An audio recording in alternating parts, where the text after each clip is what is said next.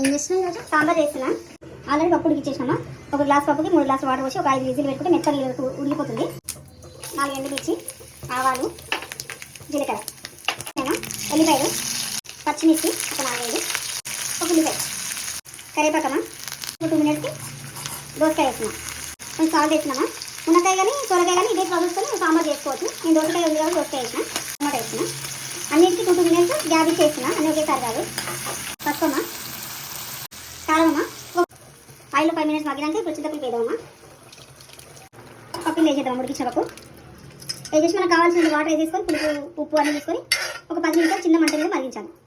అయిపోయిందన్నమాట 10 minutes. Sambar masala, కొంచెం కొత్తిమీర, చిన్న బెల్లం ముక్క ఇష్టం వేసుకుంటే బాగుంటుంది, కొంచెం ఇంగువ, ఒక 2 మినిట్స్ మరిగించేసి ఆఫ్ చేద్దాం. రెడీ అయిపోయిందమ్మా సాంబార్. స్టవ్ ఆఫ్ చేస్తున్నా.